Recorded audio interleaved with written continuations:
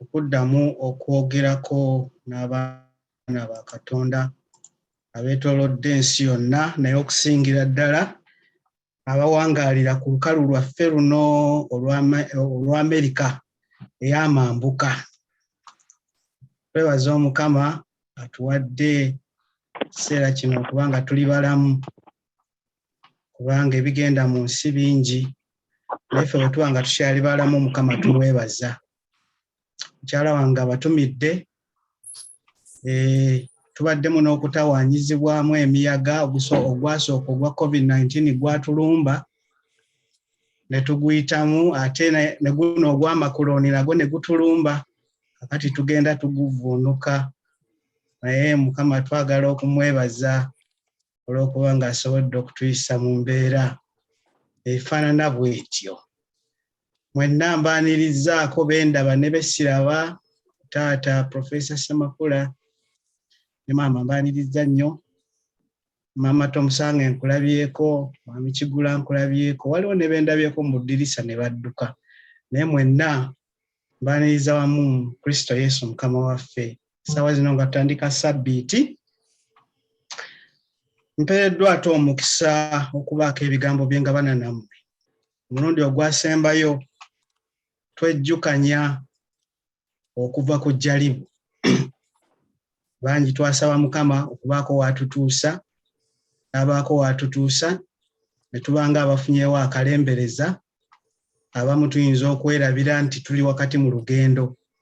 Be tukyaliddeko bye bitono ku ebyo bye tulina okulya mu Kanani eky'omu ggulu, n'olwekyo tuve ku jjalibu, twongere olugendo tulutambule, tusobole okutuukira ddala mu Kanani eky'omu ggulu. Leero nzize n'omutwe ogugamba nti omunnyo gwakaawa. Omunnyo gwakaawa. Oli ayinza okuwulira omutwe n'agamba, omunnyo gwakaawa? Gwakaayira wa era gwakaawa ddi? Tuula tuyige. Oba oli awo n'oviira wano ng'otegedde lwaki ngambye nti omunnyo gwakaawa. Naye nga tetunnagenda mu kigambo, njagala tuweeyo okwebaza. Naawe tuli twewombeke okwebaza olw'okubulira kuno. Ayi Mukama Katonda waffe, twagala okwebaza olw'ekiseera kino ky'otuwadde mu Ssabbiiti, ssaawa zino entukuvu, okujja okubaako kyengabana ne bannange. Kusaba nno Katonda waffe ffenna gye tuli otukwateko obwongo n'ebirowoozo, tusobole kutegeera ekyo ky'oyagala tutegeere, kitubeere entanda y'okutambula olugendo luno nga twongera okweteekateeka olubaka okugenda okujja. Sabira bonna abali mu kuba abajja nabo baweerewamu omukisa, era batuuse n'emirembe. Okuviira kwaffe kuulabe omukisa mu maaso go wa Kristo Yesu Mukama waffe. Amiina. Olunyi lwaffe lwe njagala tujjukire mu ky'okuwulira kino lujja kuva mu Matayo essuula ey'okutaano olunyiriri lwa 13. Matayo essuula ey'okutaano olunyiriri lwa 13. Naye okuwaako mu bufunze biki ebirusooka nga terunnaba ebisooka nga terunnaba kutuuka. Essuula eno ey'okutaano emanyiddwa nnyo mu masomo ebyawandiikibwa nga mu Lungereza bagiyita essuula ya Beatitudes. Beatitudes kyeki? Nagenze ne nnoonyezaako ekigambo attitude. Attitude ze zaali badde ng'endowooza, endowooza z'omuntu, engeri omuntu gye yeetwala. Kaakati bw'agamba Beatitudes, muvaamu ekigambo kino kiva mu bigambo bibiri. Be attitude, endowooza Mukama waffe ze yayagala tubeere nazo. Mufunza essuula eno etandika nga Katonda atuwa endowooza z'ayagala tubeere nazo. Be with these attitudes. Be attitudes. Era ng'endowooza zino nnyingi ze yatuwa. Okusooka mulimu endowooza gamba nga balina omukisa abaavu mu mwoyo, obwakabaka obw'omu ggulu bwabwe. Mulimu endowooza egamba nti ate no kiri ekisooka balina omukisa abaavu mu mwoyo. Abamu ak'omwoyo bamanyi okukeerabirayo ne bakitwala nti abaavu be banaasikira obwakabaka obw'omu ggulu. Weerimba. Mukama ayagala tukole era we tuba tukoze asobola okutuwa omukisa ne tubeera abagagga mu nsi eno, era obugagga obwo tebuyinaamu buyinike bwonna era tebuyinaamu sitaani.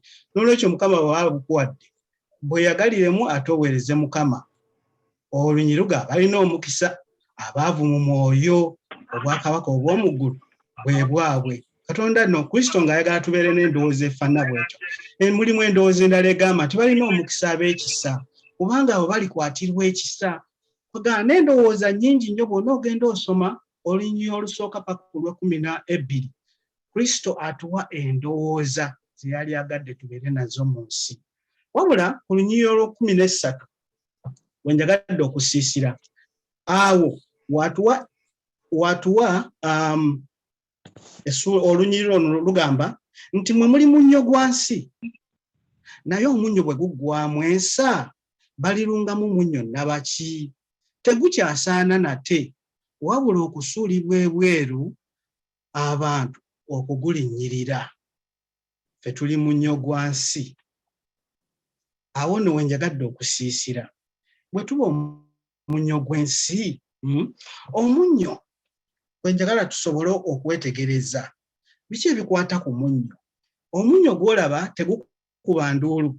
Senga nasobodde okufuna obukebe 2 oba obucupa 2, akamu ne nkateekamu omunnyo omweru, akalala ne nkateekamu omusenyu omweru, bwe nkakulaga ne nkubuuza nti ku buno obubiri kaliwa omunnyo, kaliwa ogutali munnyo, osobola okutegeera omunnyo. Senga omusenyu ogwo gubanga mweru nga n'omunnyo mweru, kizibu nnyo okwawula omunnyo ogwo. Ekitegeeza nti amaanyi g'omunnyo galabibwa ogukozesezza. Omala kugukozesa n'olyoka otegeera nti guno gwandiba omunnyo. Kakati nno waliwo nali ndaba manyi mbwamu ebiseera wenfuna obudde ne ntunuulira ku terefayina okwo ku YouTube okwo ku mukutu ogwo. Nalabako omuzannyo ogwo aba muyinza okuba mugula abaguyita akali amaggwa. Naye omuzannyo guli mulimu omwami yagenda n'awasa abakyala nga bangiko bakyala oba bana. Naye kakati nga bino by'omanyi eby'abakazi bajja bagamba nti kabugo kakadde akatabulamu bukuku. Munnange ng'omukyala omu agenda ng'afumba kakyayi bulungi ng'akateeka mu fulasika, ecupa eyo ebugumya okuuma ebintu nga bibugumye. Kaakati ng'akateekamu ng'asiika bulungi n'ekinyoobwa ng'ajja ng'abiteeka ku mmeeza. Agenda mu kisenge okuyita omwami ajja alyeko. Kumbe mukazi mujja yamulengedde dda ate ng'abadde kabwanango. Omukyala waakitava eri, lwaki tateeka omunnyo mu ccupa ya cyayi? Yabundugulamu nno kagundi kalamba. Kakati nno omusajja atwava eri nga yenna asanyuse agenda okunywa ka cyayi. Omukyala omuganzi kamutegekedde agenda okutuuka okuyiwamu ka cyayi mu kikopo okuteeka mu kamwati.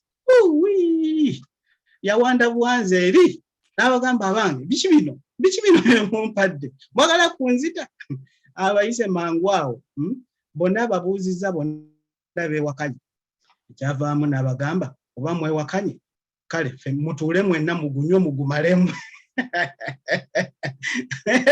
Naye nga bw'oba ggwe ogunywa munnange bw'atyo omunnyo nga gugenda nga gukaawa. Kitegeeza ki? Nti omunnyo gusobola okuba omubi ne gukaawa, so ng'ate mwana wattu era gusobola okuba omulungi ne guwoomesa ebyokulya. Yesu nno bw'ayogera ku munnyo mu ngeri eno yali tagwogerako nga gwakuwoomesa byakulya. Jjukira be yali ayogera nabo ku lusozi luno baali bayigirizwa. Abasinga ku bo baali basajja bavubi. Kakati nno abasajja abavubi abo omunnyo baali bagukozesa ki okusinga? Bw'abagamba omunnyo bayinza kugutegeera batya? Omunnyo gwakozesebwanga okuuma ebyennyanja nga bikyali bisu, nga bisu nga tebyonoonese. Ebyennyanja bino baayinanga okubitambuza olugendo luwanvu kubanga baabikwatanga e Ggaliraaya, akatale akaali okumpi nga kali Yerusaalemi. Nagenze nentunulamu wano nga okuva e Nazaaleesi okugenda e Yerusaalemi waliwo nga mayiro 92 nga oba ovuzeewo olinga mu ssaawa emu n'ekintu. So nno ng'ate mu Galileewo okudda mu Yerusaalemi waliwo mayiro nga 6. Kakati teebereza okutambula mu kiseera ekyo tewali mmotoka nga bali ku ndogoyi okutambuza ebyennyanja ebyo okubijjaawo okubitwala e Yerusaalemi okubitunda. Kyalinga kibeetaagisa okuteeka omunnyo mu byennyanja bino bisobole okutuuka e Yerusaalemi nga bikyali bisu. Omunnyo bagukozesanga okukuuma ebyennyanja nga tebiduze. Yaba tumanyi ekyennyanja ekiduze we kifaanana nga kiba kibi nnyo. Kibeera awo nga kyonna kiwunya bubi, kirina emibula gyegoyezza ng'obuwunga oganga kiri awo tekitegeerekeka. Bwe gy'obeera eyo omunnyo gw'oli gwa nnabaki? Mulungi oba guduza byennyanja bya bannaffe, guduza community gy'olimu, guduza abo bw'obeeramu. Olina omunnyo ogwensa. Toduza mbeera, awo obeera wabaawo enjawulo ewoomesa embeera. Oba bw'ovaawo abantu ne bagamba tuwonye. Amazima nno gali nti ffenna okuggyako nga Kristo atukutteko bukwasi, ffenna mu mbeera yaffe ey'obuntu tetulina nsa. Ensa yatuggwamu eri mu Edeni. Mu Yeremiya agenda n'agamba nti omutima mulimba okusinga ekintu kyonna. Lwaki mulimba? Kubanga gulwadde endwadde etawonyezeka. Ani ayinza okugutegeera? Abasinga nno kuffe munnange obubi bwaffe buli mu mitima. Omuntu akutunuulira wano n'akumwenyera naye ng'ekiri emabega w'omutima gwe munnange toyinza kukikola ki? Toyinza kukitegeera. Bajjajjaffe baagera ne bagamba nti abantu balamu busa bwa mbogo. Busa bw'embogo omanyi kati ekiseera kino tekisasobola kulaba ku mbogo n'olinnya mu busa bwayo, naye yali badde ng'embogo olwayo katugambe busa bwa nti. Ente obuso bw'obulaba ku ngulu nga bukaze n'olowooza nti ne bwe nninnyako kakati kikaluba. Maama nga weerimba. Olinnyamu ekigere kiyitamu buyisi bubu nga wansi bubisi bwe bisibisi. Kakati nno n'omutima gw'omuntu nagwo bwe gufaanana. Bw'obeera eyo n'olowooza nti oli wa kitalo, si we kiri munnange. Awatali Kristo ffe ffenna bwe tutyo bwe tufaanana. Twetaaga Yesu okutuzzaamu ensa. Twetaaga Yesu okutuzzaamu ensa tusobole okubeera ab'omugaso. Tulina okumwegayirira kubanga awatali ye tetuba na mugaso. Lesoni ya wiiki eno etukoze bulungi nnyo okutujjukiza okwewaayo Yesu kwe yeewaayo ku lwaffe. Tufuuka nate abaana mu maaso ga Katonda. Ani yali alabye okwagala okufaanana ng'okwo? Oyo nno Kristo. Lesoni bwetujjukiza muganda waffe. Oyo ate yatuwa amaanyi okubeera ab'enjawulo mu nsi n'eyo mu bitundu gye tubeera. Olunyiriri lwa 13 lwensimbyeko essira mu kiseera kino nga Kristo ayagala tubeere ebintu bino era ng'akozesezza omunnyo ogw'ensi. Omunnyo nga tulina ensa, nga tetulina nsa, olunyiriri lugamba nga tetulina nsa tunaasuulibwa ebweru tulinnyirirwe. Naye Yesu yeebale kubanga atuwa omukisa omulala. Ffe abatali balungi abafaanana bwe bati, leero oli waggulu enkya oli wansi. Obulamu bw'ensi bwe butyo. Naye Kristo yeebazibwe. Kristo ng'atwagala nnyo bw'atuwaayo omukisa omulala. Bw'agamba nti gusuulibwa ebweru, akati ffe abali eno mu Amerika eya waggulu, naddala mu masaza gano agali waggulu, agali mu mambuka, empuliddeko awo omuganda wange Kayiwa nga ye maama obunnyogovu awulira buwulire mukadde. Mwami Kayiwa eno gye tuli, obunnyogovu bwe tulimu bunyenyeeza n'amannyo. Okufuluma wabweru eddakiika emu odduka misinde okuddayo munda. Kale nno eno gye tuli ate era omunnyo gamba oyinza okulowooza nti okusuulibwa ebweru kiyinza obutaba kyansa naye ate eno wabweru eno gye tuli ate obunnyogo bwe okubulwanyisa naddala okulwanyisa akaseerezi ate era weetaaga omunnyo ogwensa okuguyiwawo abantu ne basobola okutambula nga tebaseerera emmotoka ne zitambula nga ziteredde ku ttaka naye Yesu bayogereramu baali tebeetaaga munnyo kulwanyisa kaseereza baali bategeera bulungi nnyo n'olwekyo bwagamba nti omunnyo ogwo gunaasuulibwa ebweru ogutaliimu nsa aba ategeeza nti muba temukyalina mugaso ddala obanga ofuuse ng'ebiyinja obuyinja kakati nno Kristo ayagala tubeere omunnyo gw'ensi era nkakasa ng'ekyo tukimanyi naye nga tumaze okufuna okufuuka omunnyo kigendererwa ki Kristo ayagala tufuuke omunnyo gw'ensi tubeere awo Kristo ayagala tufuuke omunnyo gw'ensi tugende eri abantu abalala tusobole okuba ab'omugaso eri abantu abalala musonyiwemu nabagambye dda nti omunnyo tegukola nga tegukozeseddwa bw'oba ogutadde awo n'akacupa k'omusenyu oyinza okulowooza nti gyonna minnyo oba gyonna misenyu okujja ng'omaze kukola ki kugukozesa n'olwekyo tulina okugenda ne twetaba n'abantu abalala omunnyo gwaffe gulyoke gusobole okuba ogw'omugaso eri abo be tubeeramu naye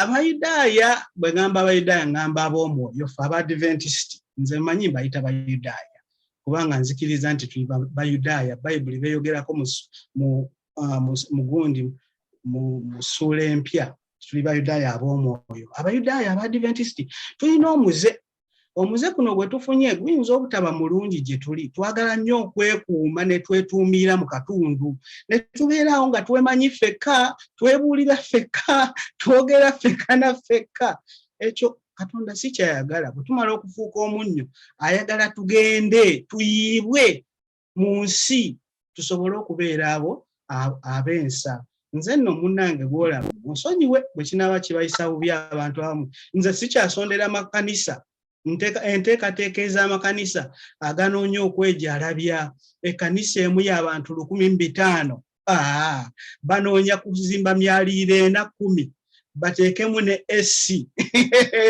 nze ebyo sikyabisondera awo omwoyo yanzijjawo kubanga nga tusonda ebyo sigambye nti bibi oba obisonze mu bisonde naye mukimanyi nti waliyo abakyasinziza wansi w'emiti mukimanyi nti waliyo abasinza nga mu makanisa temuliimu nzigi temuli madirisa enkuba bw'etonnya empewo n'ebafuuwa n'ebakubira mu nnyumba mu kanisa wadde nga nzimbe kale nno omunnyo gwaffe nga tugutwala eyo ewala ate tulina okubeera abeegendereza era ate bwe tugenda mu nsi nga tetulina munnyo ogulina ensa ensi ejja kutumira ensi ejja kutumira ensi togireetako ffujjo ensi bw'ogigendamu nga tolina mwoyo wa Kristo gwe gwekyusa si gw'ogikyusa era ng'omunnyo guno senga okwata amayinja ageefaananyiza n'omunnyo n'ogayiwa mu mmere kiki ekikyukako emmere ekyukako oba amayinja ge gakyukako nze nno ndowooza nti emmere tekyukako mpozi okulumira esobola okulumira naye tekyukako kubanga gali g'otadde mayinja so nga ate bw'oteekamu omunnyo emmere ekyuka nabagambye nti omunnyo gusobola okuwomesa gusobola okukaaya kisinziira ku ki bw'ogukozesezza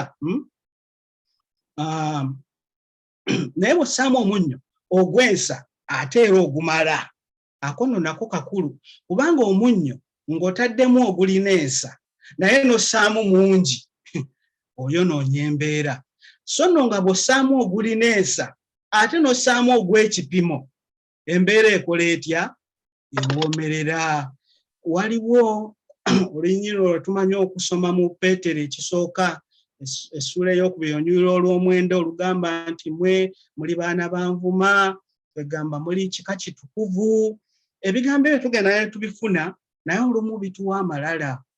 Bwe bimala okutuwa amalala ne bigenda bitufuula abalamuzi mu nsi eri bannaffe. Embeera eyo eyinza obutaba nnungi. Njagala mbalageko Omuadventisiti omu ono, tulabe omunnyo gwe gwakaawa oba gwawomesa embeera. Omuadventisiti ono asangibwa mu Luka essuula ya 18.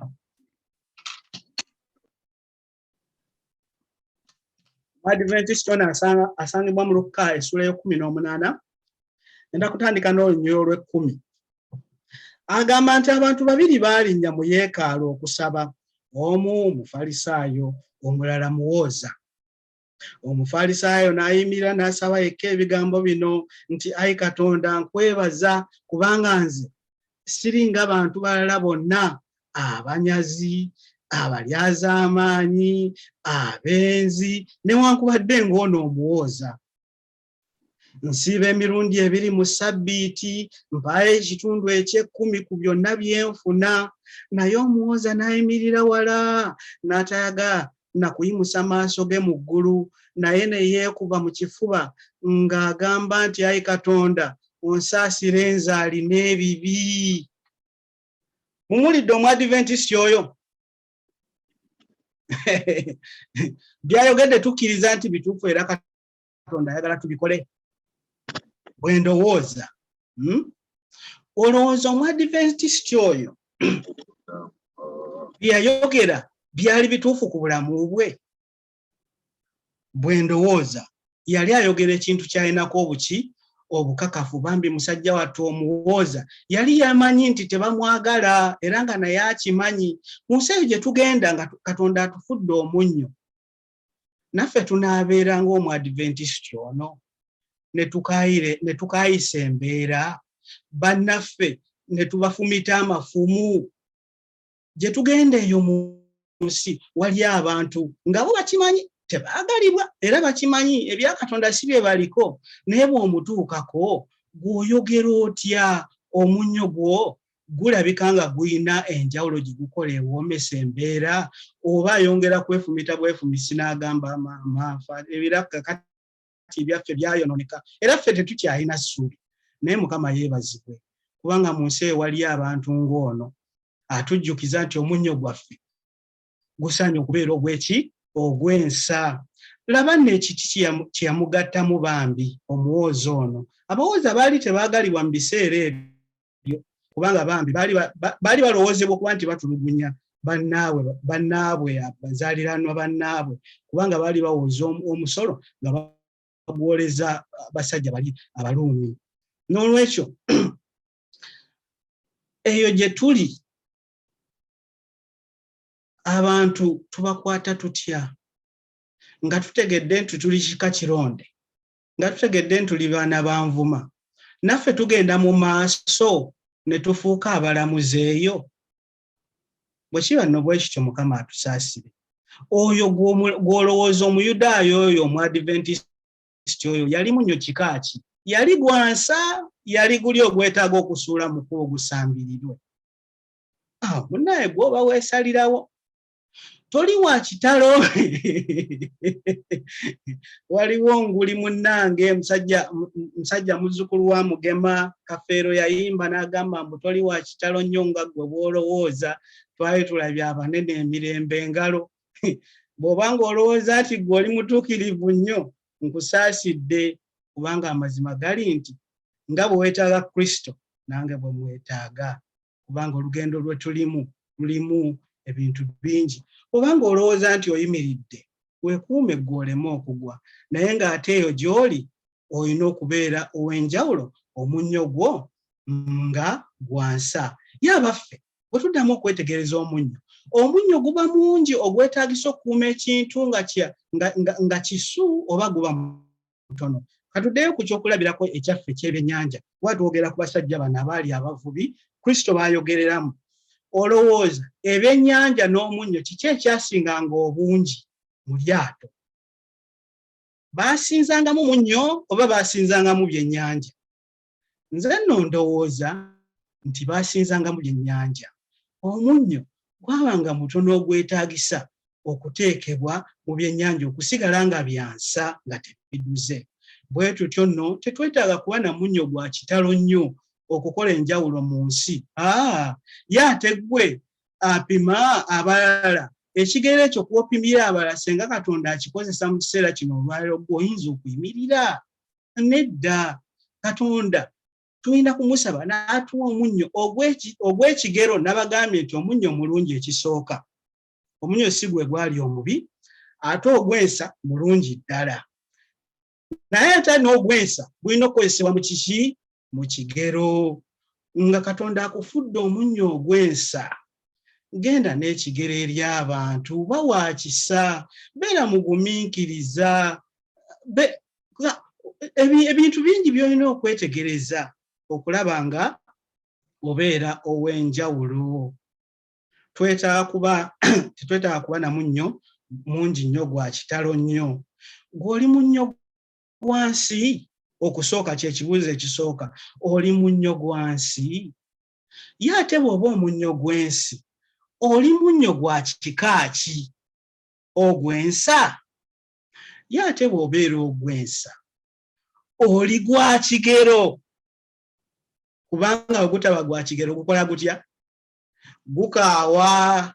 Gye natandikidde nti omunnyo gwakaawa kasita ogukozesa. Omusajja ono Omwadiventisti omunnyo gwe gwakaawa mu yeekaalu. Abooluganda, naffe tuleme okukaaya omunnyo, tuleme okukaaya embeera gye tubeera. Tusabe Katonda atufuule omunnyo ogulina ensa, so ate era omunnyo ogumala okukola enjawulo ennungi era esanyusa Katonda. Mukama waffe Yesu abawe omukisa. Amina. Amina.